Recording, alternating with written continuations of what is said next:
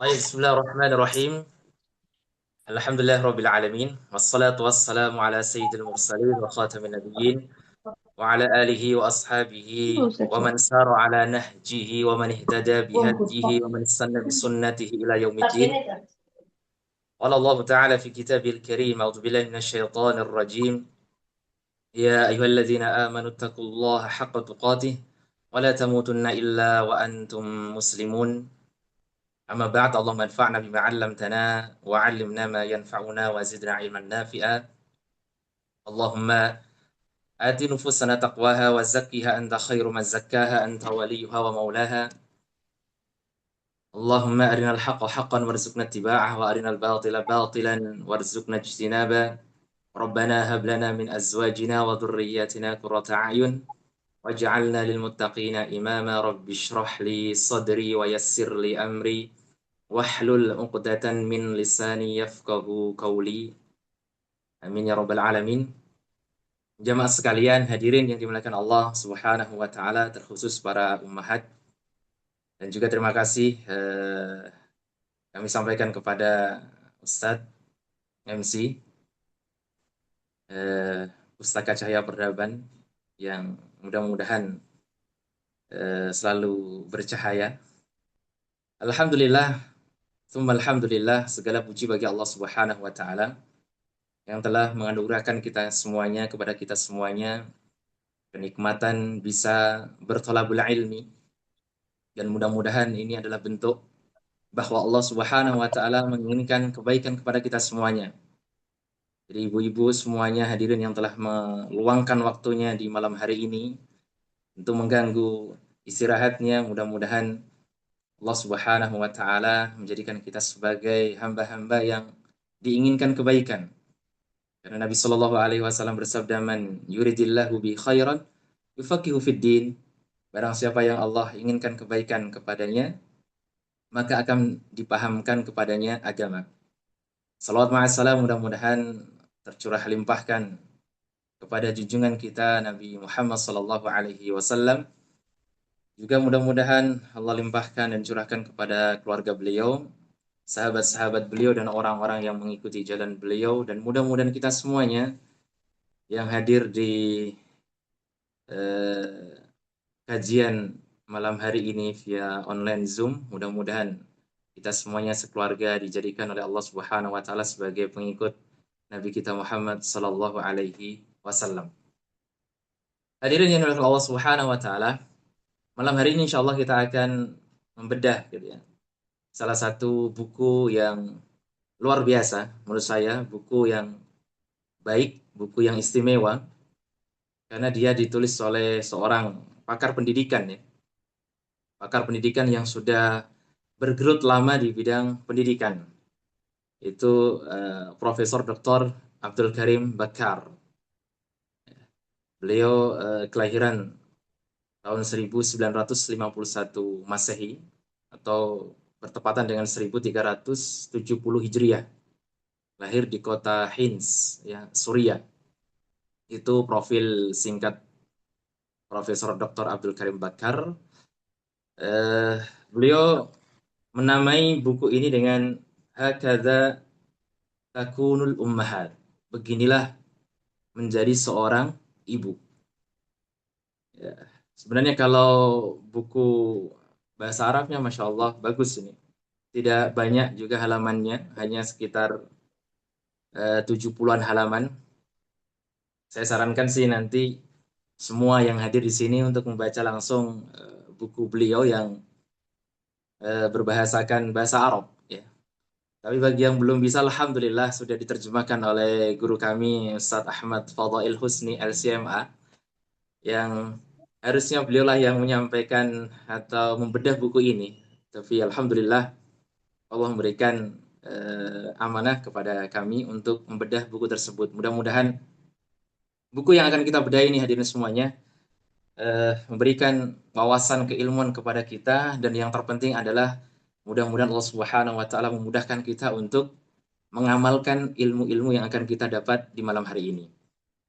Eh, Hadirin yang dimuliakan Allah Subhanahu wa taala, ada perkataan para ulama yang mengatakan madrasatun idza a'dadtaha a'dadta sya'ban thayyibal a'raqi. Pepatah mengatakan ibu adalah madrasah, sekolah. Jika engkau mempersiapkannya, mendidiknya dengan baik, maka engkau telah mempersiapkan sebuah bangsa yang baik keturunannya. Artinya kita semuanya berharap di sini mempunyai generasi yang hebat, ya, mempunyai generasi yang dibanggakan oleh syariat. Maka yang pertama kali yang kita persiapkan untuk mendidik atau untuk menciptakan, menghasilkan generasi yang hebat tersebut dimulai dari ibu-ibu semuanya. Kita persiapkan diri kita sebagai seorang ibu, karena insya Allah dengan mempersiapkan diri kita sebagai seorang ibu yang baik, maka kita sebenarnya telah mempersiapkan sebuah bangsa yang baik keturunannya. Ibu semuanya hadirin yang dimuliakan Allah Subhanahu wa taala. Tidak tahu apakah ini ada bapak-bapak yang hadir juga atau para suami lelaki atau siapapun itu. Tapi terkhusus pada malam hari ini sebenarnya buku Bagaimana Menjadi Seorang Ibu Nggak usah. yang Ayo Pak, nggak Sejati. pakai kerudung. Baik, karena ini sifatnya adalah membedah buku, hadirin yang dimuliakan Allah, maka kita akan cuplik-cuplik beberapa poin saja yang penting. Karena tidak mungkin kita akan sampaikan semuanya. Ada sekitar, kalau di terjemahan ini yang telah diterjemahkan oleh Ustadz Ahmad Fadlail, itu ada sekitar 78 halaman. Dan buku ini juga dilengkapi dengan bagaimana menjadi seorang ayah. Insya Allah, bukan hanya sekedar menjadi seorang ibu, tapi juga menjadi seorang ayah. Namun khusus pada malam hari ini kita akan menjelaskan bagaimana menjadi seorang ibu. Hadirin yang dimuliakan Allah Subhanahu wa taala. Eh, Anak-anak yang kita didik, anak-anak kita semuanya ini kalau kita hitung, ya, kenapa kita harus mempelajari tentang bagaimana menjadi ibu yang sesungguhnya? Karena jam anak-anak kita ini sebagian besarnya itu bersama kita, bersama orang tua. Kalau kita rata-rata ya, berapa jam anak-anak yang hadir atau berada di dalam sekolahan? Alhamdulillah saya ini berada di sekolahan. Kita menerima anak-anak hadir itu biasanya dari sekitar jam 7. Kemudian nanti mereka pulang ada yang jam setengah 12, yang paling akhir jam 2. Maka kalau kita hitung berarti dari jam 7 sampai jam 2 itu sekitar 7 jam mereka berada di sekolahan. Sisanya 17 jam berarti ada di rumah dan ada di lingkungan. Maka menjadi jelas bahwa eh, jam yang membentuk atau porsi jam yang membentuk anak-anak kita adalah dari rumah kita atau lingkungan kita. Jadi 24 jam, 17 jamnya itu berada di rumah dan di lingkungan sekitar. Adapun untuk anak-anak yang masih usia 0, pasti hampir semuanya berada di dalam rumah. Maka dari sini menjadi jelas nih, wazifatul ya, peran seorang ibu dalam mendidik. Kenapa? Karena ibulah yang paling banyak di dalam rumah. Kita tahu bahwa para suami, ayah, tentu mereka tidak lebih banyak daripada ibu di dalam rumah. Mereka mempunyai tugas yang sangat mulia, yaitu mencari nafkah. Maka yang paling banyak berada di dalam rumah adalah ibu. Sehingga malam hari ini sudah tepat kalau kita membahas beginilah menjadi seorang ibu. Hadirin yang dimuliakan Allah Subhanahu wa taala.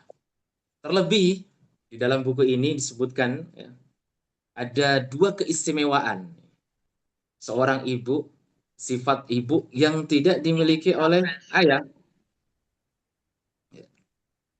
Ada dua sifat di kitab ini disebutkan oleh penulis, dia tidak dimiliki oleh ayah. hanya dimiliki oleh seorang ibu. Yang pertama, beliau mengatakan Al-Hanan. Yang kedua, beliau mengatakan As-Sabar. Al-Hanan adalah kasih sayang yang tidak terbatas. As-Sabar itu kesabaran yang tidak pernah habis. Nah, ini hanya dimiliki oleh ibu-ibu ini. Pada umumnya gitu ya. Biasanya dimiliki oleh ibu. Kalau dia kasih sayangnya kadang terbatas. Kesabarannya juga kadang habis gitu ya.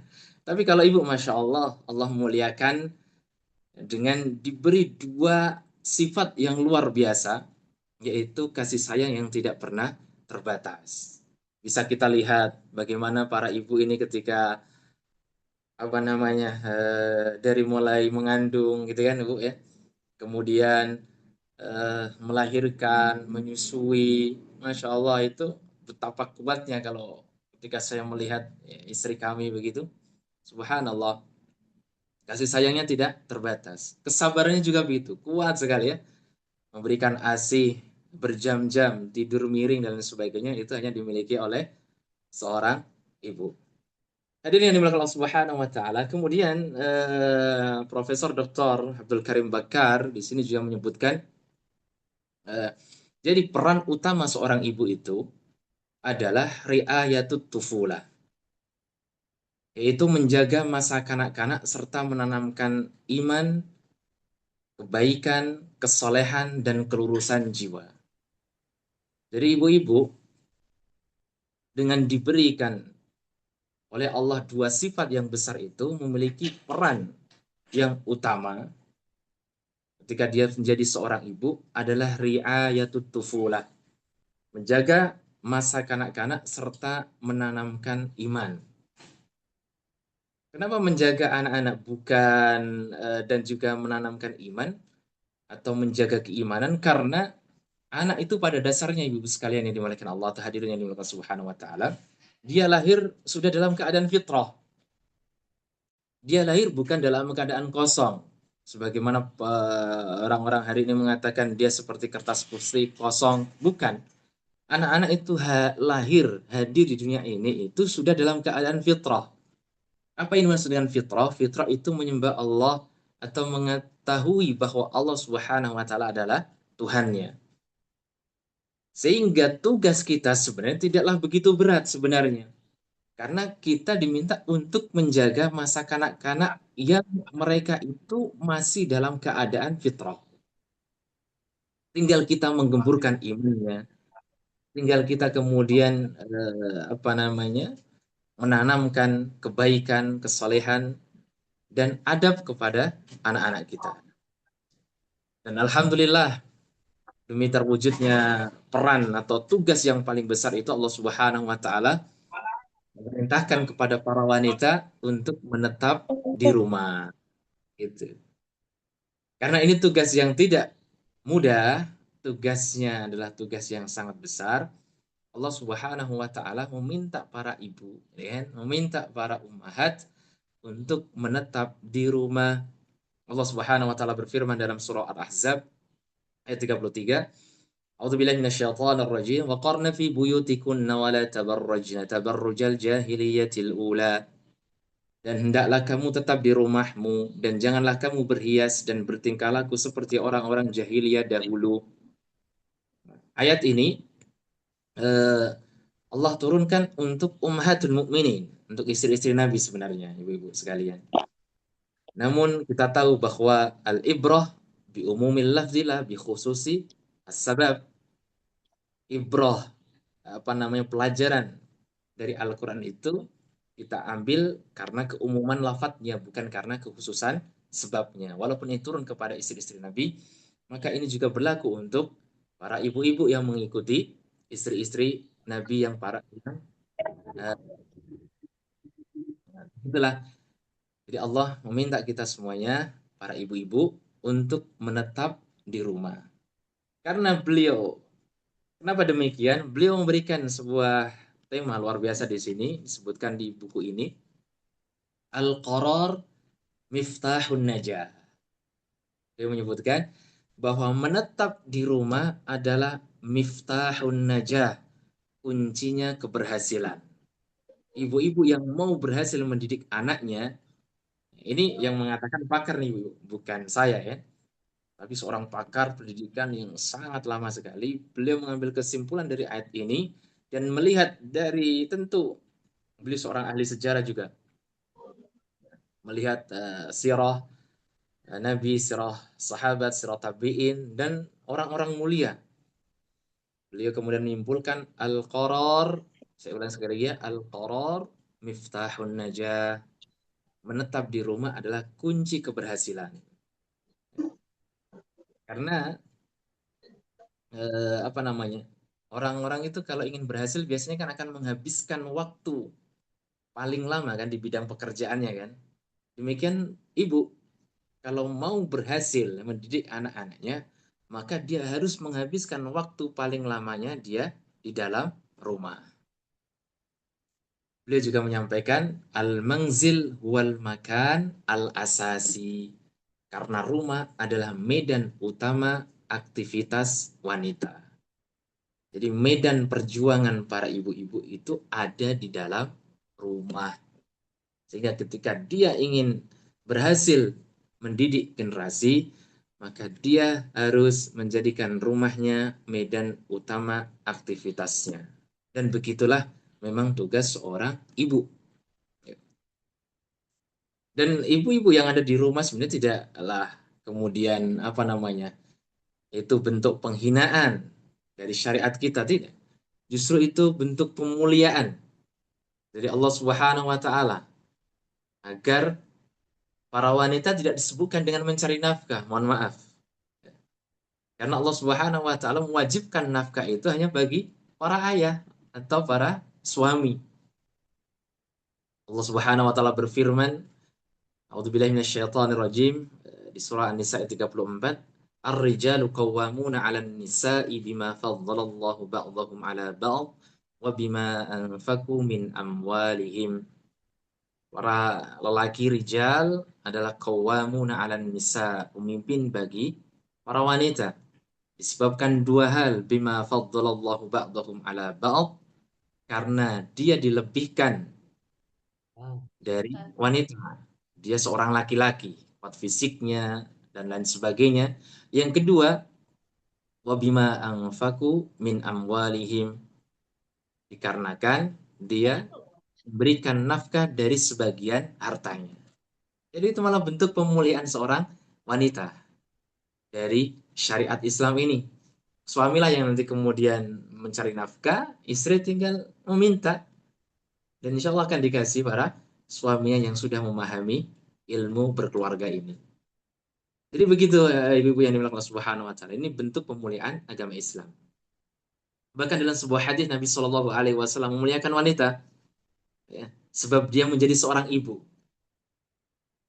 Dan seorang sahabat bertanya kepada Nabi Shallallahu alaihi wasallam, "Ya Rasulullah, ya Rasulullah, man ahaqqun nasi bi husni sahabati?" Ya Rasulullah, siapa manusia yang paling berhak mendapatkan bagusnya apa namanya akhlakku, bagusnya perlakuanku? Maka Nabi Shallallahu Alaihi Wasallam menjawab, qala ummuk. Beliau mengatakan ibumu. Thumma man? Kemudian siapa ya Rasulullah? Thumma ummuk. Kemudian ibumu. Thumma man ya Rasulullah?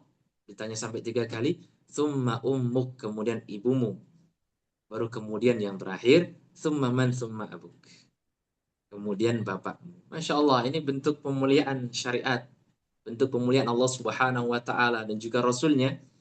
Betapa tingginya dan besarnya tugas seorang kan, disebut dalam hadis ini disebutkan ummuk, ibumu.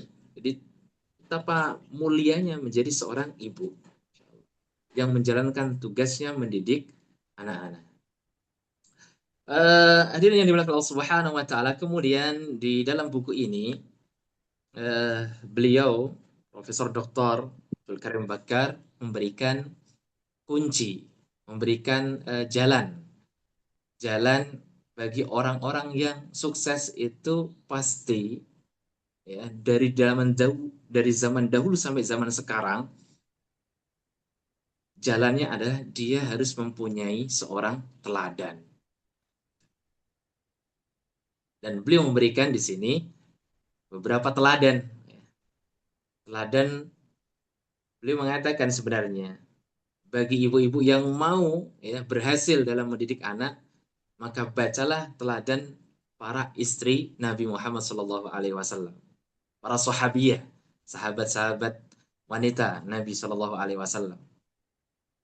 Jadi bisa kita baca siapapun itu ya, Ummahatul Mukminin dan juga para sahabiyat. Namun ada satu wanita yang akan beliau sebutkan di sini, bukan dari Ummatul Mukminin, namun dari sahabiyah yang bernama Asma bintu Abu Bakar. Di awal beliau menyebutkan contoh. Ini ibu yang telah berhasil. Jadi Asma bintu Abu Bakar ini mempunyai beberapa putra, Bu. Hadirin yang dimuliakan Allah. Ada di antaranya Abdullah bin Zubair, karena Asma itu istrinya Zubair bin Awam. Asma putrinya Abu Bakar, suaminya namanya Zubair ibnul Awam, Az-Zubair ibnul Awam. Punya anak 8 sebenarnya. Ya. Ada namanya Abdullah bin Zubair, yang nanti akan menjadi khalifah di tahun 60-an Hijriah setelah wafatnya Muawiyah bin Abi Sofyan. Muawiyah bin Abi Sofyan meninggal digantikan putranya, namun terjadi apa namanya pergolakan waktu itu ya. Dan Abdullah bin Zubair menjadi khalifah. Coba, anak yang pertama jadi khalifah. Anak kedua namanya Urwah ya, Urwah bin Zubair. Subhanallah, beliau terkenal sebagai 7 fuqaha Madinah. 7 fuqahanya Madinah diantaranya adalah Urwah bin Zubair. Itu adalah cita-cita yang dahulu pernah disebutkan oleh Urwah bin Zubair. Dan Allah penuhi cita-cita itu. Kemudian ada Mus'ab bin Zubair. Yang pertama tadi jadi khalifah, Mus'ab bin Zubair jadi gubernur di Irak, Kufah. Dan Allah takdirkan beliau bisa menikahi putrinya Al-Husain bin Ali yang bernama Sakinah. Di zamannya Abdullah bin Zubair. Ada namanya Asim. Insya Allah menjadi tokoh tabi'in ya. Dan juga perawi hadis yang siqah.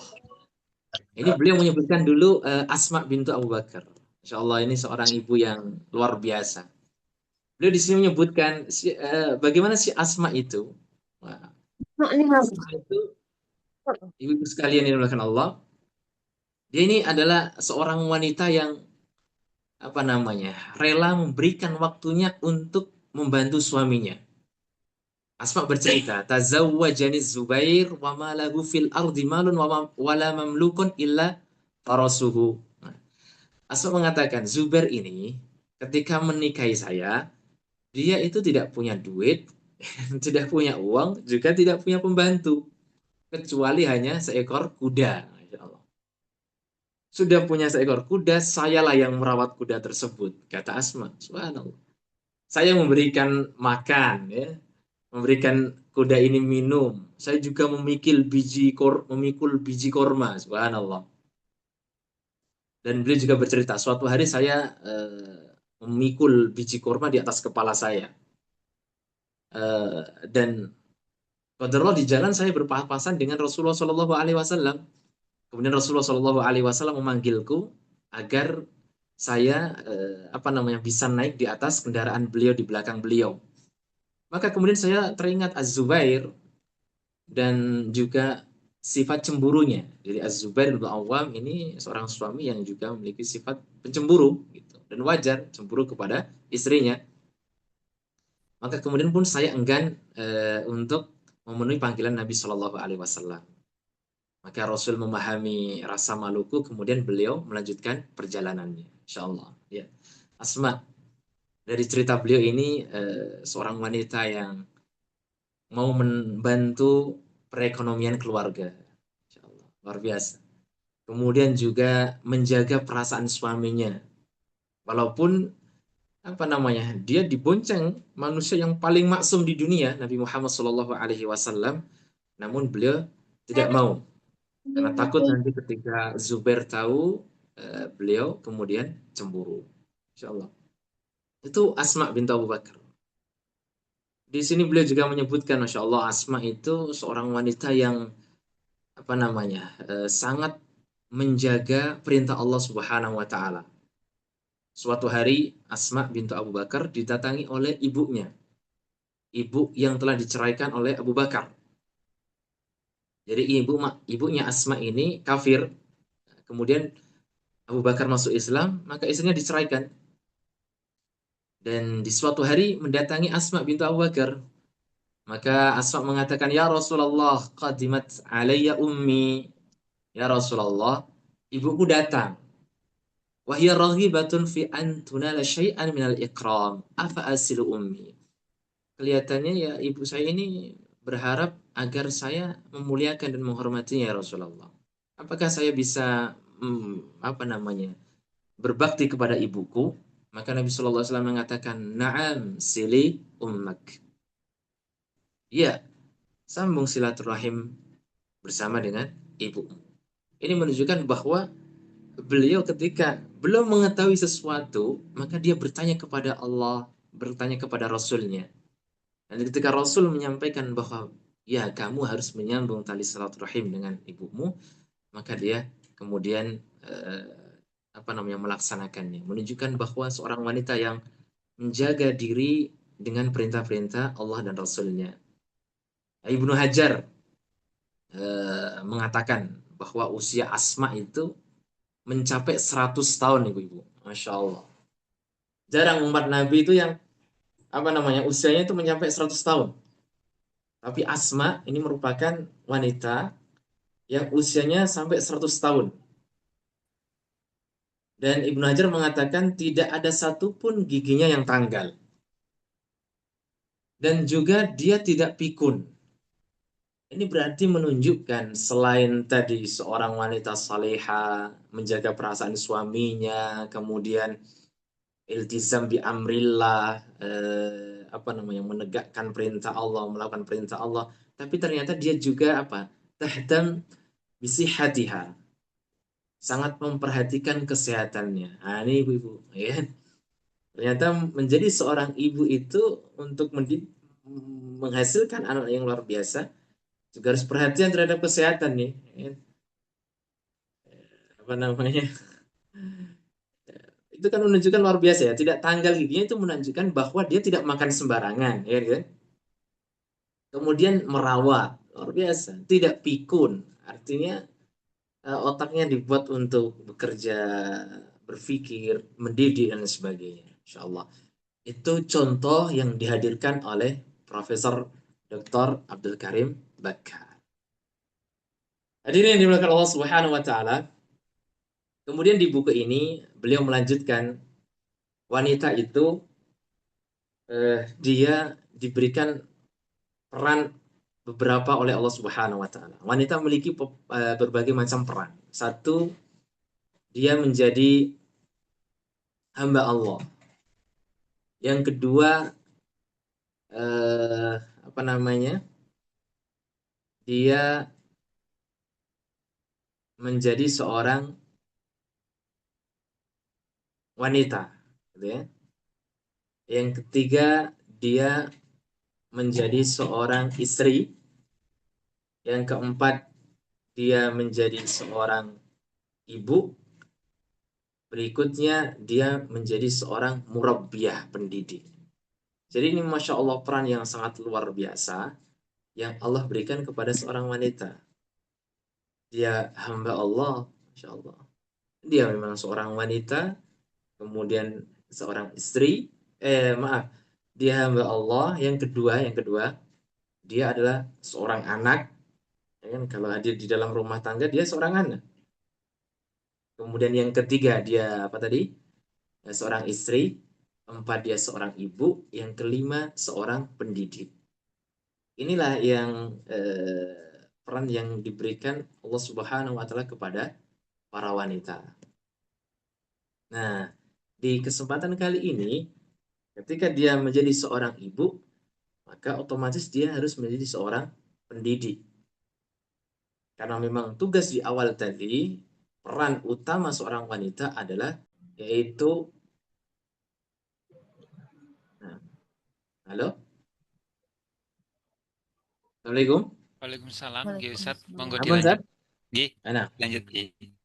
nah, peran wanita dari ada riayatul tufula, menjaga masa anak-anak atau menjaga fitrah anak. Maka ada beberapa hal di sini yang disebutkan oleh Profesor Dr. Abdul Karim Bakar, ya. Apa tugas-tugas yang dilakukan oleh seorang wanita ketika dia menjadi murabbiyah, menjadi seorang ibu dan murabbiyah, jadi seorang ibu dan pendidik. Lalu di sini menyebutkan umurun hamatun fi tansyiatil atfal, hal-hal urgent dalam pembinaan anak. Yang pertama yang harus dilakukan oleh seorang ibu, dia menjadi seorang pendidik, adalah menanamkan nilai akidah, menanamkan nilai iman. Apa maksud daripada menanamkan nilai iman itu? Maksudnya adalah mengenalkan Allah Subhanahu wa taala kepada anak-anak dan membuat mereka mencintai dan juga takut kepada Allah Subhanahu wa taala. Itu yang dimaksud dengan menanamkan iman. Jadi ibu-ibu ini tugas yang pertama yang dilakukan kepada anak-anak mereka, ya, adalah satu, kenalkan mereka kepada Allah Subhanahu wa taala. Yang itu memang tadi fitrah yang sudah dibawa oleh anak-anak ketika hadir di dunia ini. Mari kita kenalkan Allah agar mereka mencintai Allah dan takut kepada Allah. Karena hal ini akan melahirkan sifat muraqabatullah. Kalau mereka sudah mengenal, mencintai, dan takut, akan hadir sifat muraqabah. Yang hari ini sifat inilah yang sangat diperlukan oleh bangsa kita ini. Yang diperlukan oleh zaman kita ini. Itu orang-orang yang merasa selalu diawasi oleh Allah Subhanahu wa taala. Hari ini sangat menyedihkan sebenarnya, ibu-ibu semua hadirin yang dimuliakan Allah. Di tempat manapun, ya kan, di tempat-tempat yang baik kita harus menaruh apa, CCTV, ya kan. Bahkan di masjid pun kita menaruh CCTV, tempat ibadah tapi harus ada CCTV, di rumah ada CCTV, di lembaga ada CCTV. Kenapa? Karena kita tidak merasa yakin dari orang-orang yang akan berbuat jahat. Kenapa demikian? Karena mereka tidak memiliki rasa diawasi oleh Allah Subhanahu wa taala. Jadi ini apa namanya, nilai yang sangat mahal sekali yang diperlukan oleh zaman kita ini. Jadi ibu-ibu yang pertama kali ditanamkan kepada anak-anak adalah kenalkan mereka kepada Allah Subhanahu wa taala. Sebagaimana Nabi Shallallahu alaihi wasallam ketika menasihati sahabat mulia Ibnu Abbas, ya, radhiyallahu taala anhu, beliau mengatakan ihfadillaha yahfazka, ihfadillaha tajidhu tujahaka, idza sa'alta fas'alillah, wa idza ista'anta fasta'in billah. Jagalah Allah, nak, maka Allah akan menjagamu. Jagalah Allah, maka kamu akan mendapatinya di depanmu. Ya. Kalau kamu minta, mintalah kepada Allah.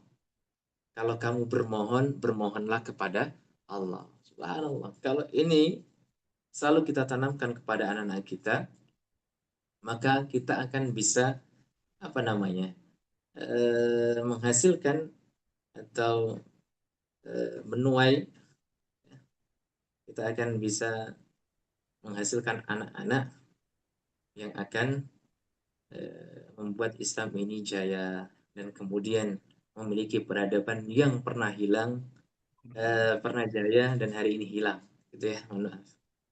Hari ini, masya Allah, ya, kita semuanya berharap kan, tentu adanya peradaban Islam yang dahulu pernah memimpin bumi, tapi masya Allah hilang hari ini. Nah, hilang sifat muraqabatullah dari anak-anak kita, dari anak-anak didik kita, dari orang-orang yang hadir di negara kita ini. Pemimpin-pemimpin kita semuanya kehilangan sifat muraqabatullah, sehingga hanya takut ketika ada CCTV atau dilihat orang, namun ketika tidak ada, mereka tidak mengetahui bahwa Allah melihat mereka. Beliau mencontohkan di sini, di antaranya adalah Anas bin Malik Anas bin Malik itu menjadi seorang sahabat yang sangat mulia yang kita kenal hari ini itu ternyata pertama kali ya, ketika dia bisa bicara itu diajari oleh ibunya dengan ucapan kul ya bunai asyhadu alla ilaha illallah wa anna muhammadan rasulullah. Katakanlah ya wahai nak bahwa saya bersaksi tiada Tuhan yang berhak disembah kecuali Allah dan bahwasanya Muhammad Shallallahu Alaihi Wasallam adalah utusan Allah. Itu Anas bin Malik. Beliau juga memberikan contoh Abdullah bin Umar ya, ketika menguji seorang penggembala kambing. Ya. Abdullah bin Umar sedang jalan-jalan, kemudian dia mendapati penggembala kambing, maka dia mengatakan tabi' min hadzal ghanam wahidah. Juallah satu kambingmu kepadaku. Maka penggembala kambing tadi mengatakan innaha laysat li. Ini kambing ini bukan punyaku. Maka Abdullah bin Umar mengatakan kulli sahibiha anna dhi'b qad akhadha wahidah. Dan katakan saja kepada pemiliknya bahwa serigala telah memakan satu daripada kambing-kambing ini. Maka penggembala kambing tersebut mengatakan fa'ainallah, maka di mana Allah subhanahu. Fakana Ibnu Umar yuraddidu ila muddatin maqalat dzalikal gulam. Maka akhirnya Ibnu Umar ini mendengar kalimat fa'ainallah, dia mengulang-ulang kalimat itu, hadirin yang dimuliakan Allah. Fa'ainallah, fa'ainallah. Saya ketika membaca ini juga agak merinding gitu ya. Fa'ainallah. Hari ini kita benar-benar lupa kalau ada Allah yang selalu mengawasi kita. Nah ini penggembala kambing nih, kan? Bukan anak-anak yang belajar, tapi menunjukkan bagaimana orang tuanya mengajari anak ini. Saya ngabi. Bagaimana ibunya mengajarkan di rumahnya tentang Allah Subhanahu wa Ta'ala. Walaupun dia tidak disampaikan di sini lulusan dari Kutab atau lulusan dari sekolah Islam gitu ya. Tapi Masya Allah dia bisa mengucapkan fa'ain Allah. Maka di mana Allah? Masya Allah. Jadi begitu ibu-ibu.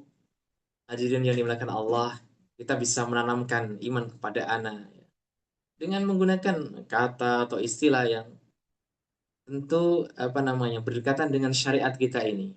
Sampaikanlah kepada mereka, ini wajib nak, ya. Ini loh nak yang dicintai oleh Allah. Ini loh nak yang diridhai Allah. Ini haram nak, ya. Ini boleh, ini tidak boleh. Ini yang membuat Allah murka nak. Ini yang membuat Allah mencintaimu nak. Tanamkan kepada mereka kalimat-kalimat seperti itu.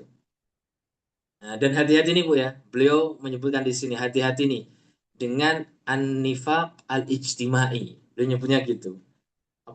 Munafik sosial gitu ya. Jadi kalau kita mengajarkan atau menegur atau ingin memberikan pelajaran kepada anak, kita menggunakan kalimat-kalimat yang menunjukkan kita itu mencari perhatian atau kedudukan sosial atau bahkan penilaian manusia. Jangan sampai kita inginnya mengajar, ya, menegur, tapi ternyata itu menunjukkan kita butuh penilaian manusia. Misal ketika dia melakukan sebuah perbuatan yang dipandang oleh kita aib, ya kita mengatakan ini aib nak. Apa kata orang nanti ketika mereka tahu? Nah ini nggak bagus, kata beliau. Kalimat apa kata orang nanti ketika mereka tahu? Nah gitu. Harusnya ini aib nak. Allah murka, tidak suka dengan hal ini. Dan mengatakan ini akan membuat orang tidak menyukaimu nak.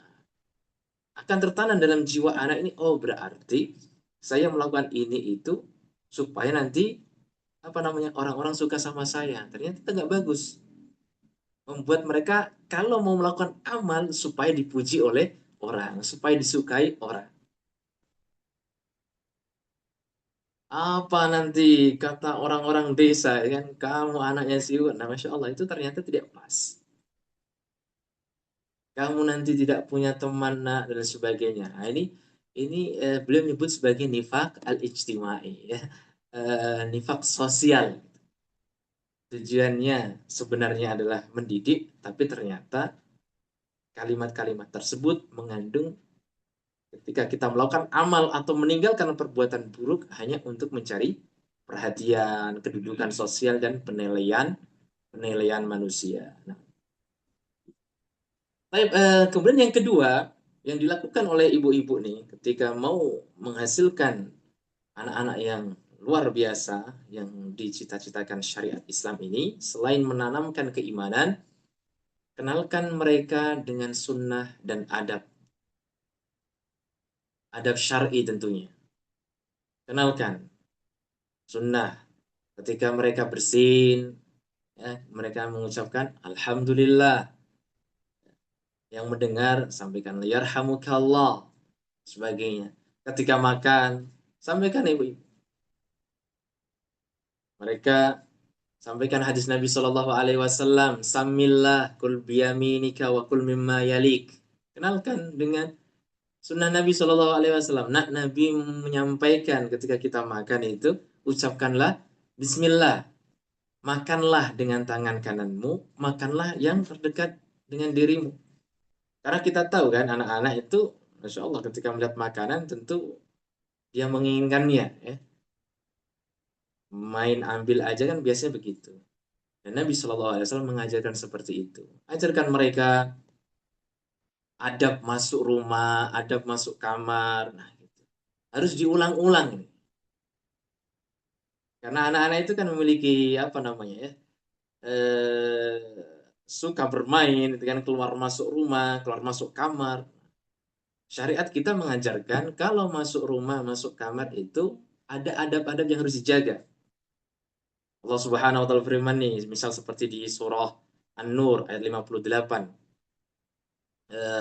Allah Subhanahu wa taala firman, ya ayyuhalladzina amanu liyasta'dzinkumul ladzina malakat aymanukum walladzina lam yablughul hulum walladzina lam yablughul huluma minkum thalatha marrat min qabli salatil fajr wa hina tad'una thiyabakum min adh-dhahirah wa min ba'di salatil isya thalathu awratin lakum laisa 'alaikum wa la 'alaihim junahu ba'dahun tawafuna 'alaikum ba'dukum 'ala ba'd kadzalika yubayyinullahu lakumul ayati wallahu 'alimun hakim. Allah Subhanahu wa taala mengajarkan, wahai orang-orang yang beriman, hendaklah hamba sahaya laki-laki dan perempuan yang kalian miliki dan orang-orang yang belum balik, maksudnya anak-anak kalian nih. Hendaklah apa? Meminta izin kepada kalian pada 3 kesempatan, 3 waktu. Sebelum sholat subuh, kemudian setelah sholat isya, sebelum sholat subuh, ketika zuhur, ya, siang hari, tengah hari, kemudian setelah sholat isya. Allah mengatakan ini adalah aurat bagi kalian. Kenapa? Karena 3 waktu ini biasanya kita menanggalkan pakaian-pakaian luar kita. Ya. Sebelum subuh tentu, ya kan, habis tidur atau pas mau bangun tidur kan itu. Kemudian di siang hari panas dan sebagainya, habis beraktivitas. Kemudian setelah sholat isya, tentu Nabi Shallallahu Alaihi Wasallam mengajarkan kepada kita bahwa untuk beristirahat setelah sholat isya. Nah, anak-anak ini yang belum mencapai hulum, ya, tamis ke bawah, ya, itu selalu kita ajarkan. Nah, kalau kamu masuk pintu kamar yang tertutup, ketuklah, izin dulu, assalamualaikum, permisi, bolehkah saya masuk dan sebagainya. Nah, ini harus diajari terus menerus, sehingga kita nyaman nanti di kamar. Ketika kita menanggalkan pakaian luar kita, anak-anak kita masuk, akan secara otomatis itu. Berikutnya juga nanti ketika mereka kemana begitu, melihat ruangan kok ada pintunya, mereka tidak akan terbiasa masuk. Tapi ketuk dulu, assalamualaikum, dan lain sebagainya. Tapi ini kita harus mengajarkan kepada anak-anak adab-adab seperti itu. Adab-adab syar'i, kenalkan kepada mereka. Tapi itu yang kedua. Apalagi yang harus kita tanamkan kepada anak kita, dalam buku ini belum menyebutkan yang ketiga. Saya beberapa meringkas ya, nanti silakan dibaca sendiri buku tersebut. Adanya alamsah al-jamaliyah. Ini penting juga ini. Yaitu menanamkan sentuhan rasa keindahan. Sentuhan keindahan. Ajari anak-anak kita ini memiliki perasaan berkeadaban gitu ya. rasa keindahan dan juga kerapian. Ajarkan kepada mereka. Dan perasaan ini itu, perasaan yang kami sebutkan tadi itu mulai terbentuk bahkan di fase awal kelahiran. Lewat senyuman ibu-ibu pada anak-anaknya. Tatapan ibu-ibu, bisikan, bahkan belayan. Itu mereka memahami bahwa ini adalah sentuhan keindahan yang diberikan oleh orang tuanya.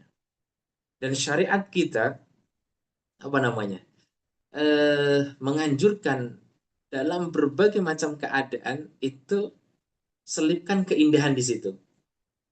Bahkan dalam keadaan yang tidak enak pun seperti ketika diuji oleh Allah Subhanahu wa taala dengan berbagai macam ujian, tetap diberikan rasa keindahan. Misal seperti di surah Al-Ma'arij. Allah Subhanahu wa taala berfirman, "Fasbir sabran jamila." Maka bersabarlah engkau Muhammad dengan kesabaran yang indah, yang jamil. Sabar kan berarti apa namanya? Menahan sesuatu, tidak mengeluh atas takdir itu kepada Allah, atas ujian ya, itu namanya sabar. Kan nggak enak nih.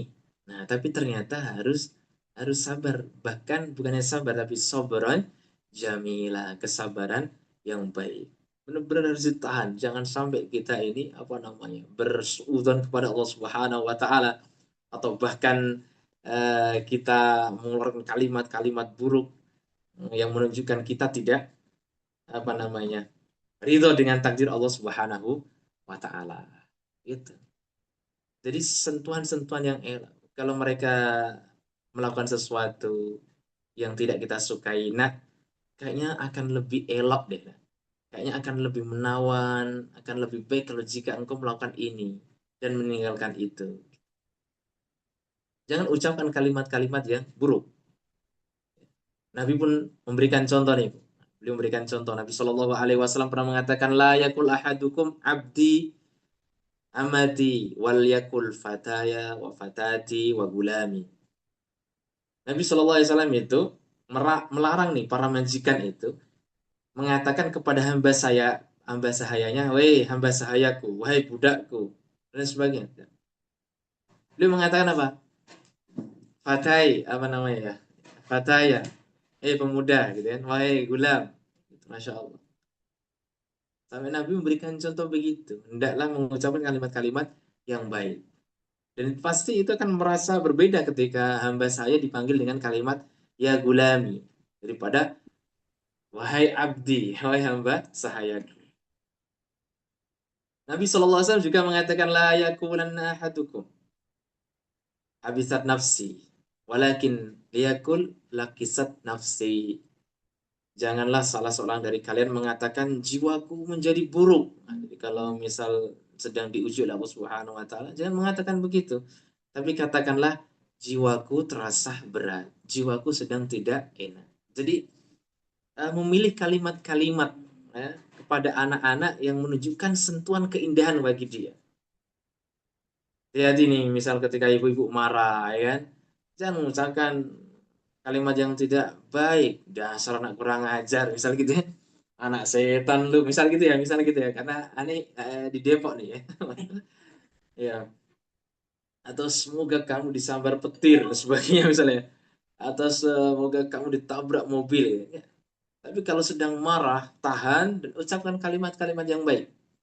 Orang-orang Arab itu biasa mengucapkan hadakallah, Allah yahdik, aslahakallah. Semoga Allah memberikan petunjuk kepadamu, semoga Allah memperbaikimu dan sebagainya gitu. Jangan sampai kemudian bahkan keluar kalimat-kalimat hewan ya, insya Allah. Dan hari ini kadang begitu itu. Saya pernah mendengar sebuah kisah itu yang disampaikan oleh Syekh Nabil Al-Awwal. Saya suka mendengarkan beliau berkisah itu. Beliau pernah berkisah tentang ada seorang ulama yang meninggalnya itu ditabrak mobil. Kisahnya seperti ini. Jadi ulama ini waktu masih muda, ini ulama ini sangat nakal gitu ya. Nakal, tidak patuh, pokoknya biasa menenggak minuman keras, kemudian berteman dengan anak-anak yang tidak baik gitu. Sampai saking emosinya sang bapak itu karena anaknya tidak bisa diatur, bapaknya emosi mengucapkan kalimat, semoga kamu nanti mati ditabrak mobil gitu. Masya Allah. Dan hidayah Allah masuk ke dalam diri anak tersebut. Membuat anak tersebut akhirnya rajin belajar, kemudian mulai menghafal Al-Quran dan duduk di majelis-majelis ilmu sampai menjadi tokoh ulama di mana orang-orang di desa tersebut mengambil ilmu darinya. Di suatu hari, ulama tersebut melakukan perjalanan. Di tengah perjalanan, mobilnya mogok. Karena mobilnya mogok, kemudian dia keluar dari mobil, membenarkan mobil tersebut. Waktu dia berada di bawah mobil, sedang membetulkan mobil, gitu ya, mencari apa sih yang bermasalah, tiba-tiba melaju mobil kencang dari arah belakang, kemudian menabrak mobil tersebut, dan membuat sang ulama tadi dalam keadaan kritis. Akhirnya beberapa orang membantu ulama tersebut pergi ke rumah sakit. Dalam perjalanan itu, Masya Allah, sang ulama melantunkan kalimat-kalimat thayyibah, melantunkan firman Allah Subhanahu wa Ta'ala.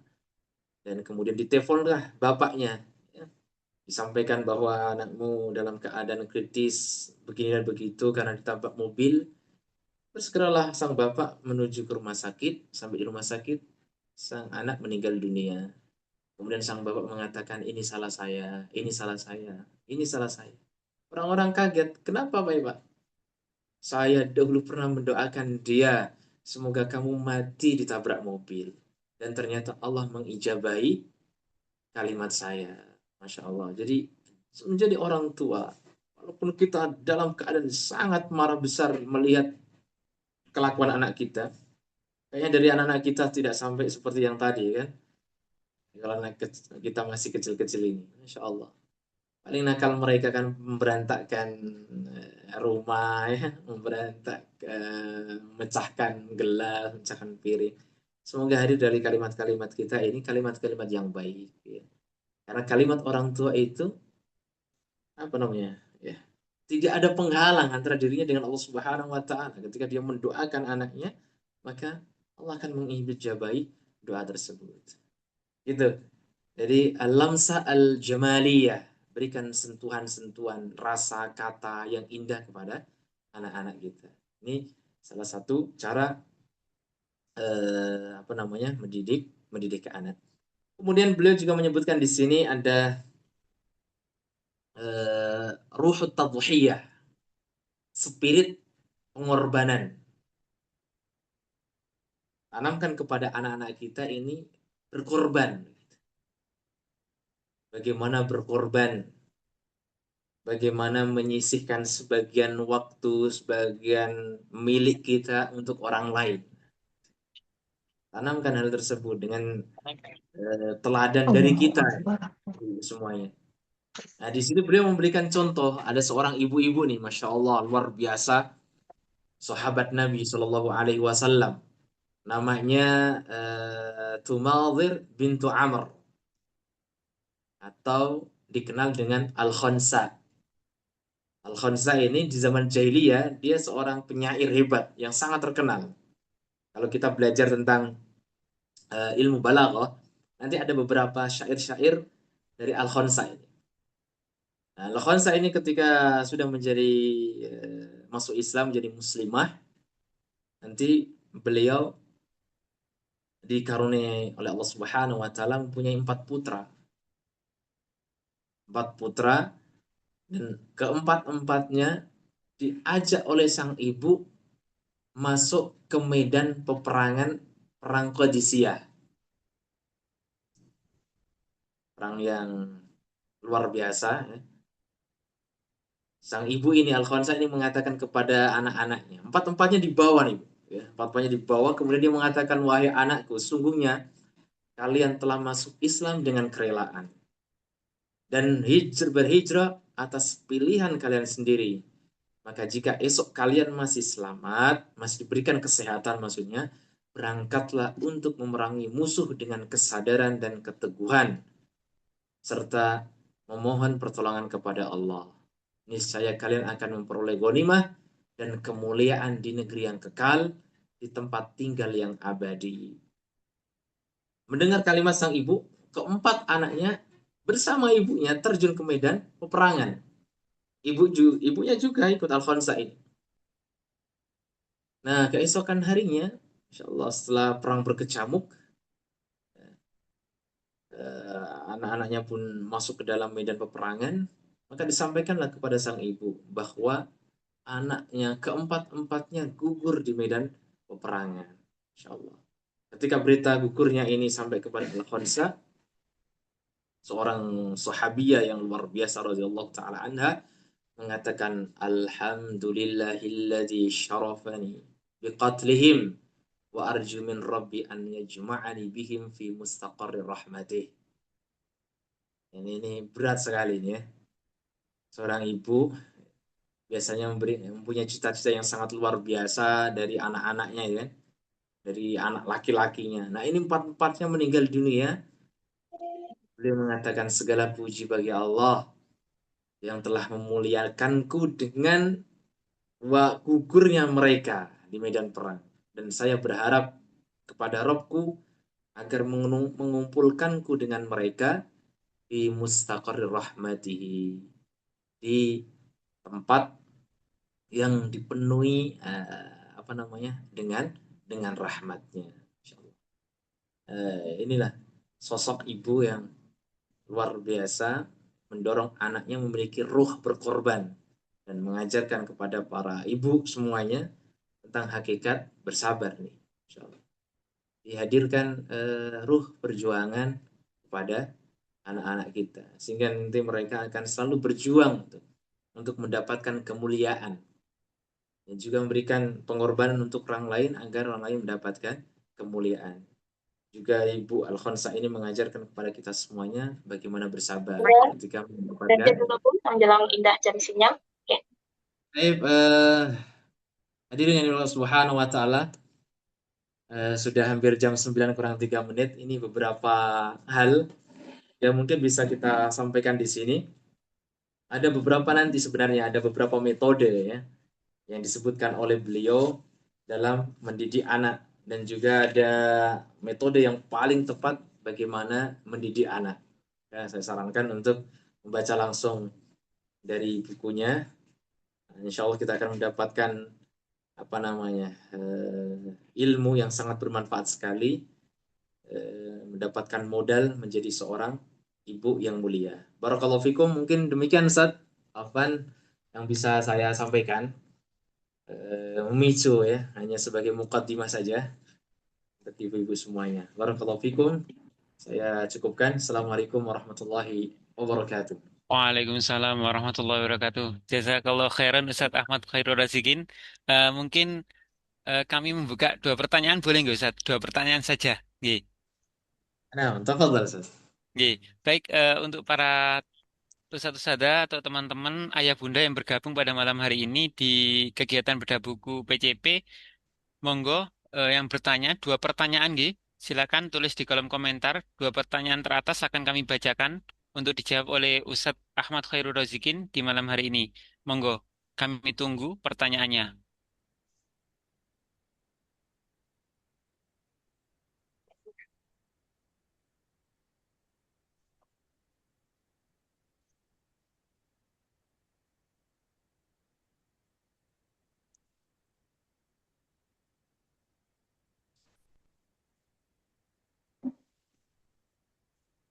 Sekali lagi, yang ingin bertanya, ada satu pertanyaan Ustadz. Ustadz, bagaimana jika ada ucapan jelek ibu yang dilakukan pasangan pada anak? Bagaimana jika ada ucapan jelek yang dilakukan pasangan kepada anak? Ngoten Ustaz. Pertanyaan pertama. Kemudian pertanyaan kedua, Ustadz tadi beberapa teladan, salah satunya Asma, yang lainnya siapa lagi nggih Ustadz? Oh mungkin ini bisa di itu nggih Ustadz nanti di apa yang lain untuk yang pertanyaan kedua. Saya lanjut pertanyaan yang ketiga. Bismillah Ustadz, kalau kita terlanjur mendoakan buruk untuk anak, apakah bisa ditarik kembali ucapan doanya?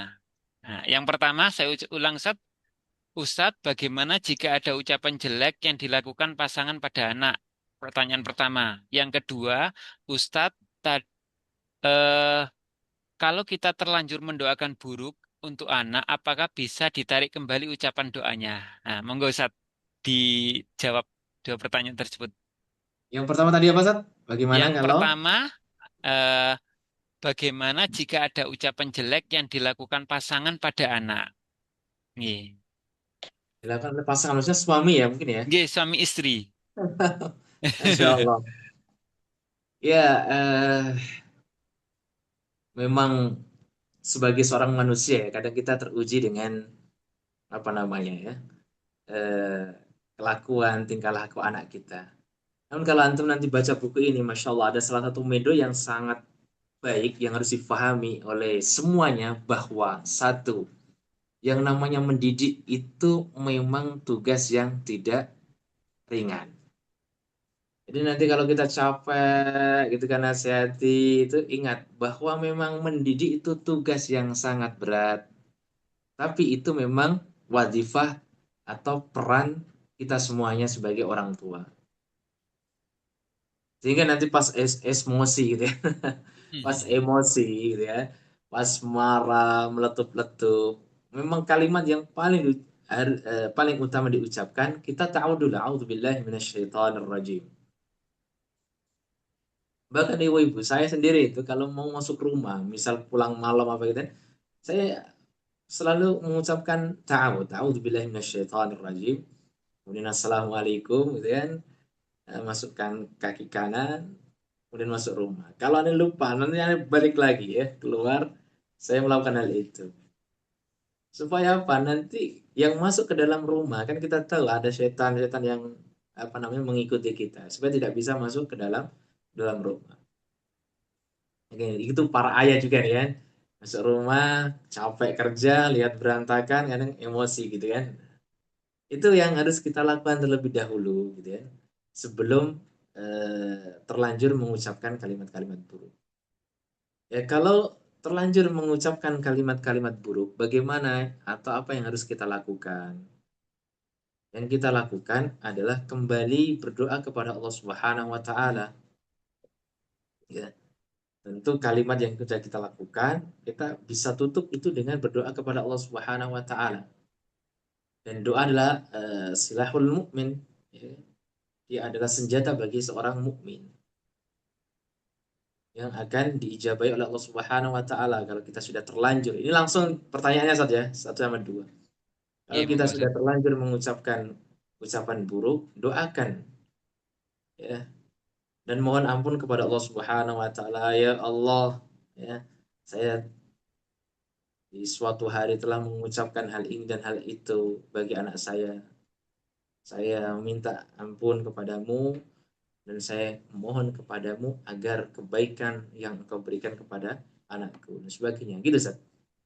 Nggih, Tapi Ustadz. untuk sebelum datangnya emosi ya, datangnya rasa marah itu pahami. Namanya mendidik anak itu memang nggak mudah. Apalagi anak-anak kita itu memang apa namanya bukan benda mati gitu ya. Dia memiliki perasaan, dia memiliki keingintahuan gitu ya. Dan dia juga memiliki apa namanya nafsu gitu ya. Sehingga dia bukan benda mati yang perlu sentuhan-sentuhan kalimat kata yang baik bagi anak-anak kita. Itu Zat. Allah Nggih. taala alam. Baik, Masya Allah. Alhamdulillah, Ustadz. Dan bahkan banyak metode lagi Zat di sini insya Allah di buku ini Zat. Nggih, Bagus sekali. Nah, nggih. Baik, Ustadz. Mungkin apa namanya dari beberapa pertanyaan tadi, mungkin ada apa namanya pesan atau mungkin nasihat dari Ustadz untuk para apa penuntut ilmu malam hari ini, nggih. Pesan dan nasihat dari Ustadz mungkin dari cara mengendalikan emosi dan amarah kita atau yang lain dalam proses mendidik anak, nggih. Terutama di sini yang paling banyak bunda-bunda, nggih, yang hadir pada malam hari ini. Tidak menutup kemungkinan juga para ayah, nggih. Mungkin ada nasihat atau pesan dari Ustadz yang bisa kami ambil hikmahnya, nggih. Monggo Ustadz. Nasihatnya bagi kita semuanya, bagi diri saya sendiri juga, jangan berhenti berilmu. Karena manusia itu akan stuck tanpa ilmu. Apalagi menjadi seorang ayah dan bunda yang sekolahnya itu tidak pernah libur. Adapun sekolahan, lembaga, ada liburnya, Sabtu, Ahad. Adapun orang tua di rumah, itu tidak pernah libur. Kalau seandainya libur di lembaga sekolahan, maka di rumah kita tidak akan pernah libur. Terus bagaimana kita membersamai mereka kecuali dengan ilmu-ilmu dari teladan-teladan kita yang telah mendahului kita. Itu Ustaz. Jadi nasihatnya adalah berilmu. Mudah-mudahan malam hari ini bukan yang terakhir bagi kita sebagai Amin, amin. Ya, Ustaz. orang-orang yang memiliki lembaga yang tidak pernah libur, ya kan? Iya. Antum semuanya tidak mempunyai lembaga kecil namanya keluarga yang tidak pernah libur, maka harus banyak ilmu ketika membersamai lembaga tersebut. Barakallahu fikum. Itu Ustaz.